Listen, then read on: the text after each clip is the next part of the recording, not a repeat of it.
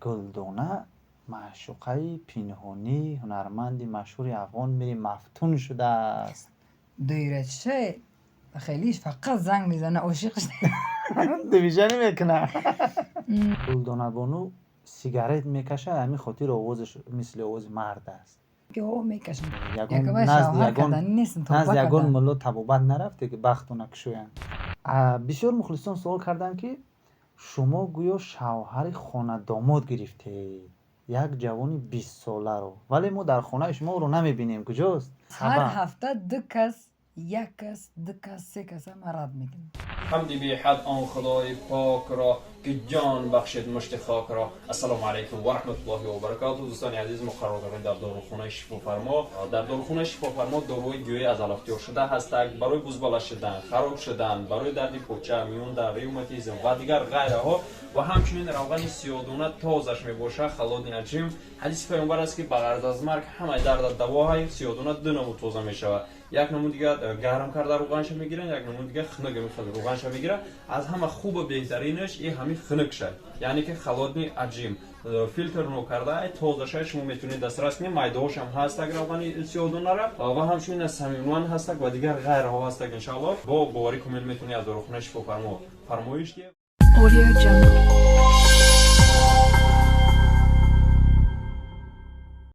سلام مخلصان و بینندگان عزیز، برنامه نوبتی آوازه و حقیقت رو از خانه آوازخوان شناخته و خیلی زیبا گلدانه علیارزاده تقدیم شما میگردانیم. این نوبت با درخواست زیادی شما ما تصمیم گرفتیم مهمان او شویم و در عرفه عید ماه شریف رمضان قرار داریم و سرول عید ماه شریف رمضان رو به گلدانه بانو مبارکباد میگیم. رحمت کلام شما در مبارک شود، کلی بینندگان در مبارک شود. و یک ماه شریف رمضان بود. شما قریب که از سامانه های اجتماعی ناپدید بودید و بسیار مخلصان از من سوال کردن که آیا گلدانه بانو روزدار بودن یا نه؟ الحمدلله روزدار بودم. چی ما سنتکار اودم نیست؟ مسلمان نیست؟ نماز هم میخواندید خطا نکنم؟ البته. فقط همین ماه شریف رمضان نماز میخواندید یا اینکه دیگر روزها هم میخواندید؟ الحمدلله دیگر روزها هم میخوانم. از صنف چهارم تا زیر نماز خواندم. خیلی یگان ماه یا ماه دو ماه یکی بینه دا نخوانم یگان مزم بگریزه حساب بیماری خیلی نماز میخوانم فقط. و ما در برنامه آوازه و حقیقت قرار داریم. چند مدت بود که شما در یگان شبکه‌های اجتماعی در برنامه اشتراک نمی کردید و مخلصان از من بسیار سوال کردن که برای چی اکای عبدالرحمن دیگر گلدانه بانو رو در برنامه دعوت نمیکنین. بسیاری ها گمان کردن که شما با شوهر برآمدید و دیگر صحنه نمیبرید و ما تصمیم گرفتیم که با درخواست آنها مهمان خانه شما شویم و تشکر میگویم به شما که ما رو خوب قبول کردید، یک دسترخوان پرناز و نعمت رو برای ما آماده کردید. و بسیار مخلصان سوال کردن که شما گویا شوهر خانه داماد گرفته یک جوانی 20 ساله رو، ولی ما در خانه شما او رو نمیبینیم، کجاست؟ کجای پنهان کرده؟ در یگان شفنیر یا توبه کردگیم شوهر نمیکنیم یکمش خانه داماد نکردم. این حقیقا دروغ است. این گپ و گپچه ها خیلی آدمیزاد شیر خام خورده است آخه. لیکن بسیار یک دو شناستان گفت که در حقیقت یک شوهر خانه داماد کرده بود همگی و 30 و 40 روز زندگی کرده است و او رو باز از خانهش پیش کرده است. با همین شوهر فقط راستش رو گویی بود یا شما نبود؟ میگن که چند قباز در شبکه اینترنتی نیستین. بله. مقصد برای چی نیستم؟ فقط برنامه میکنه ای شوهر داری، شوهر میگیری، اینو خیلی سوالا میپرسه. من یه برنامه دا گفتم رستم عظیم قطعی گفتم دیگه بس آخران برنامه هم دیگه از همین سوال هایی که شوهر کردی، شوهر داری، انمیتری سوال ها بسیار مبین میاد. برای همه گفتم که من دیگه برنامه نمیکنم بس. ولی روزی شدید با ما برنامه کردن. خیلی امروز عید است آخه. بله. امروز اید از در خانه من آمده میگن که هر وقتی که در خانه انسان مهمان میدروه در او خانه هم نور هم فیض برکت میبره. بله. خانه ای که مهمان نمیویه، خانه ای که مهمان ایدر نمیداره، او خانه فیض برکت هم نداره، نور هم نداره. ولی شما در یک برنامه قید کردید که در حقیقت یک شوهر کردید، حتی با چیلتون بر آمده باز جدا شدید. دروغ گفتید یا اینکه این واقعی بود؟ نه دروغ است. هر روز یک کس زنگ میزنه بیا من 20 ساله هم، من 24 ساله هم، ایش زنگ میزنه من 30 ساله هم، ایش زنگ میزنه من 28 ساله هم، چیزی چورایت در کار نیست بیا من بگیریم. تا حاضر زنگ میزنن با کنجکاوی کده تا جای کار ما تا می خانه ما میاین. سبب چی؟ هر سبب هفته دو کس، یک کس، دو کس، سه کس هم رد میکنن. برای چی رد میکنی؟ نمیدونم آخه نمیدونم دیگه. شاید یگون عاشقتون بخت شما رو بست است، نمیگذارد که شما شوهر کنید. یکه یگون باید شوهر کردن نیستن تا نزد یگون کردن. ملو تبوبت نرفته که بختو نکشوین. نه یگون شبهه ندارید از یگون عاشق سابقتون که بخت شما رو بسته باشد؟ به همین چیزا باوری دارید که بخت رو میبندن؟ نه باوری ندارم من. خیلی وقت رو میبندن. باز میگن که هنرمندا پیش جادوگرا بسیار میروند برای کشایش کارشون شده، هر گونه تومار میگیرن، کشایش کار میکنن که زکسای تویشون بسیار شود. نه خیلی نیست. نمیدونم که همون که یگون نرفتیم. من یگون آوی دم بخورم همو تو یک ساله کارم بسته میگرده، کارم پیش نمیروه. مرا هم خیلی چیز نگفته از نمیگه. یک از در کامنتر نوشته است که گلدانه بانو سیگارت میکشه، همین خاطر آوازش مثل آواز مرد است. شما یگون بار در حیاتون سیگارت کشیده هستین؟ من همی وقتی صنعتکار بودنم چند قای 50% عمرم زندگیم قد صنعتکارایم. بسیار قد شما میشینه میخیزم گرد کش خودش چشماش بیجا میشه. ای سیگاری نداری. من چند شناسم هستن ای بیس هم مگزینه بیس سیگارت بگم بیس سیگارت نداره زجگل نداره. میگه عجاش بیجا هم چی میگم پریشان خاطر میشون. من یکم برم خیلی استعداد غلط دیدم. من با چشمم ندیدم سیگارت کشیدن شما رو، عرق خوردن شما رو ندیدم، ولی متاسفانه هستن هنرمندای بانویی که هم عرق میخورن هم سیگارت میکشن. من اینمی دسترخوان قد قسم میخورم، نان قد قسم میخورم. من عموما همه خیلی دودی پودی هم خیلی چیزا رو عموما استفاده نمیکنم. نکشیدم، هم پپلوتم نکردم. اگر هم خیلی آدم خداوند جزیرش کنه. بله. که بکشم میگم که او میکشم. همین نواز شما از خوردی هم خیلی خریپید میکرد یا بعدم شد؟ بعدم تشی. سببش چیست؟ سببش همین یک دگونم بگیم هم میشه و یک کس قطعش دادیم. او سیگاریت کشیده یک سکونده هم یک ساعت ده یک پچکه سیگاریت کشیده اینمی میخولکش پیوله را پر کده. بعد در چوینیک ریخته ای سودکه چویی خورده. من همه چوینیکه ای جولیکش همه خیلی خوردم هم قرطاقم سوختکه چوینیکه هوی میکنم در درونش زیاده 20 همه سیگاریت آخرش کن خاکسترش آخرش میمونه کن و چرق کده میکشم با چی باشه چرق میکنه میگم کیفش هم داشتن. بعد اون نواز خان بود اون دگونه اتون خیلی هم کم ده کم هنرمندی هم میکرد. او اکو نمیخواست که من بخورم، او نمیخواست که من بخورم. هم خیلی یکی هم خیلی بعد شکایت نکردی؟ بعد دادگاه نکشیدی؟ مزم گریخ چند مزم گریخ.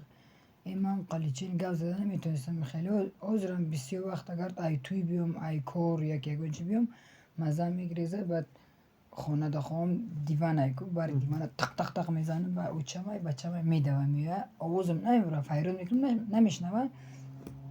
با یک آینه شانه چیزی باشه میزنم تق میزنم و میدوه میوه اشاره قدگه آواز میوه. خیلی وقتم گم میشه و بعد استا اوی شمادگی میخورم هوی میشه. ای همه حسابی که 20 میخالکه سیگاریت ما ای چوینیک ای همونجا ترسان شده که من جلوی چوینیک او نمیخورم.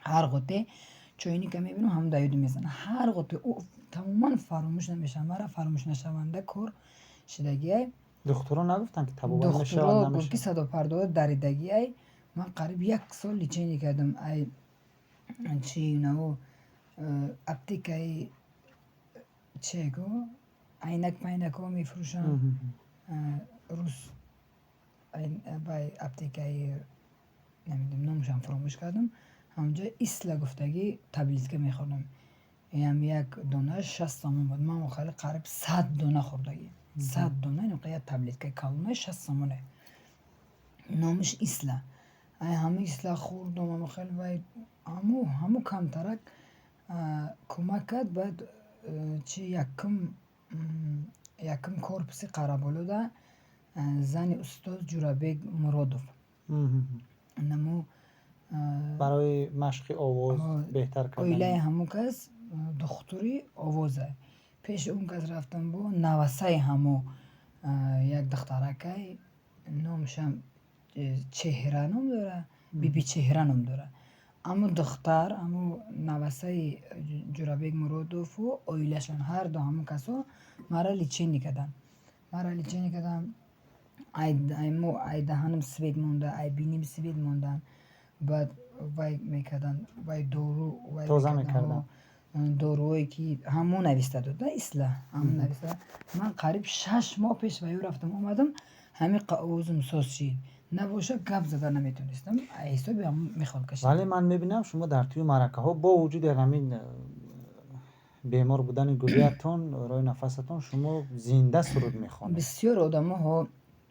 بسیار آدم میگی این گپ زنی ای ربی میگه چه خیلی توی میگذن بو ها میگه چی با اوز داره این همه سیره تو چنده که پینهان کردم بسیار آدم مرا سیگاریت کش بانگی گفته برو بردن من حیاتم همین چیزا را نکردم خداوند یک تای پیش پروردگار ده قسم میخورم که من همون چیزا را نکردم بنا خدا من پیش خودم نمیگم خیلی وای با یک جوده رفت یک توی رفتیم که یک توی یک وز برام باید سرود خانم ای خانم برام آدم رفتیم صحنه هی گلدونه 20 گفت یک ماشینی فستانه ندارم ماشین ده یک دود بگی گفتم که چی؟ نه من نمیگیرم ای خدا نشونه که خیلی دود نمیگیری او توی ده هر دمان در درون خونه زدیم کو میگفتم یا توبه بگو که او توی ده پارین هر فقط هم جای ما دمیایی درست میکنم یا تا میزنی کو با میبروی توی یه خیلی آدم من خیلی در پیش بچه ها خیلی تهمتت میکنه که زدی کو روی روز من الحمدلله من نه سیگاریت کشتم نه هم چیزا را نکردم بعد بسیار کمیتر بودم این نویسه ای بانگی ای سیگاریت کش ای آوزش هم تره بنا میخدا ای روی میخوکه من همیتره شدم ای جلی که چوینک او خوردم من همیتره شدم بعدی همیتره اومدم گفتن که خیلی یکم کورپس خراب بوده آوازه لیچین میکنه اما بی چهره نام داره هم خیلی نام داره دا یک دختر قد بلند خوشرو یعنی نامش هم خوشرو خودش هم خوشرو ما آواز منه کم ترک همه ساز کرد مامش بگیم که اویله استاد جورابیگ مرادوف همه مرا ساز کردن همه قمان ایده بطر بودم همه مهنت کردگیم در صنعت این صنعت خواندگیم اینقدر مهنت کردگیم من کسب خود من نماندم که خور شود مبارزه بردم کوشش کردم آوازم همه قمان با همه آوازم قطعی جیوای میخونم بعد من را در کامنتر میده ای چی خورده آوازش داره این همه حقیقت کنجکاوی کردن همه حقیقت روی آب رو بده اینم سبب آواز من خلاصی نداره انا آوازی سبب من این همی ها که من هم داری یک مخلص در کامنتر نوشته است که گلدونه معشوقه پنهانی هنرمندی مشهور افغان میری مفتون شده است همه میدوند که میری مفتون این زمان در دوشنبه قرار دارد عکس های شما را دیده است که در کدام طربخانه با همدیگر آغوش گرفته رقص و سرودخوانی و این آوازه حقیقت دارد اکو میری مفتون استاد صنعت است بسیار آدمو صنعت ای همون کس آموخته است با او پیروی میکنند او یک ثوابگیر است. یکمش خداونده به هر یک کسب و کار نصیبت میگرده خداونده، و سببگرش انسان ها می شود، انسان های خوب که باشه دستگیری که کند انسان ها می شود. بعد این میری مفتون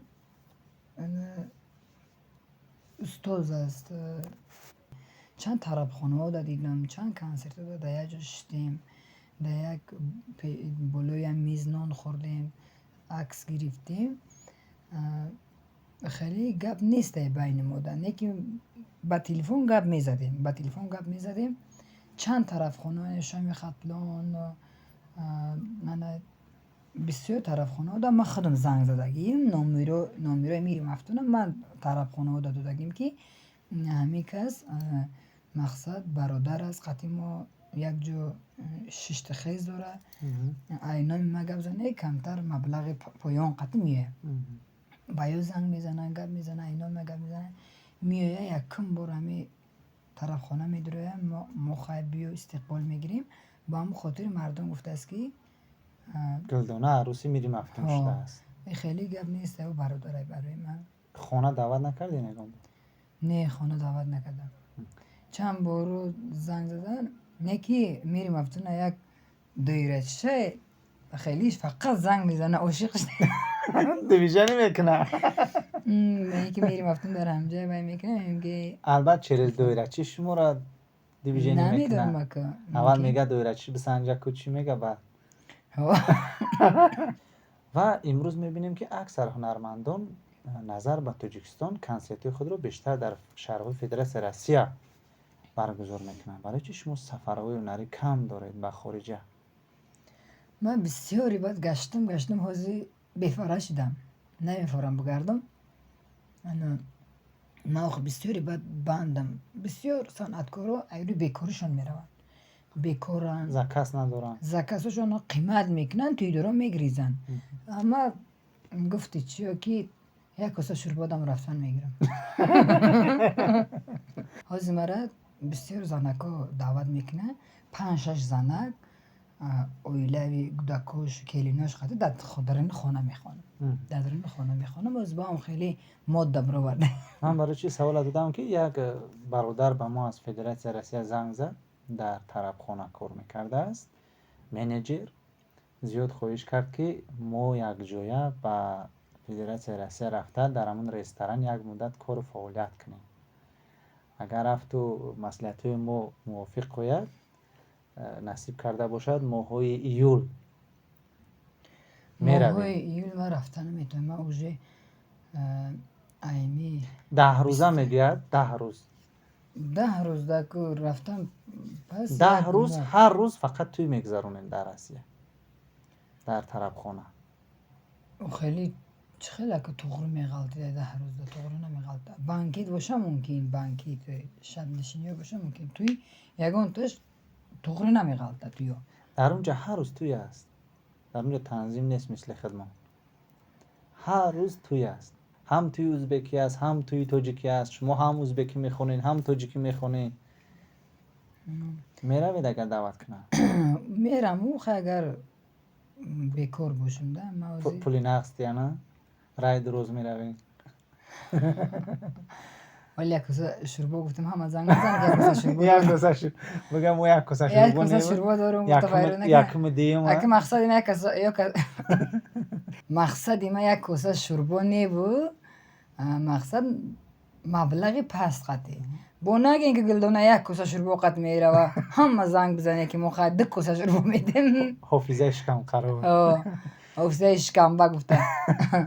سلامت باشید و تشکر میگیم به شما که با ما صحبت کردید، وقت جدا کردید و در آخر به مخلصان برنامه ما چی تمنیات چی گفتنیات داره؟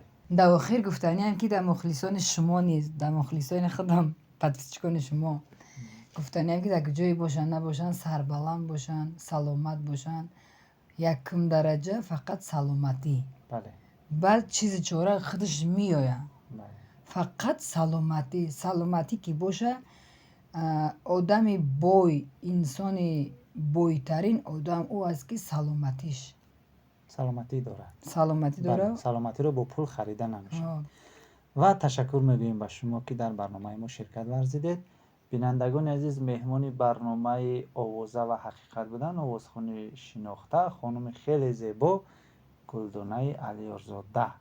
شما به کانال ما ابونه شدن رو فراموش نکنید و مخلصان عزیز، برای دستگیری کانال ما از شما خواهش میکنیم که نفرانی که هم در داخل و هم در خارج کشور قرار دارند طریق برنامه VPN در آمده برنامه های ما رو تماشا کنید و ما کوشش میکنیم که برنامه های جالب رو پیشکش شما کرده باشیم و درباره کدام هنرمندی که معلومات گرفتن میخواهید در کامنتاری ها به ما نویسید.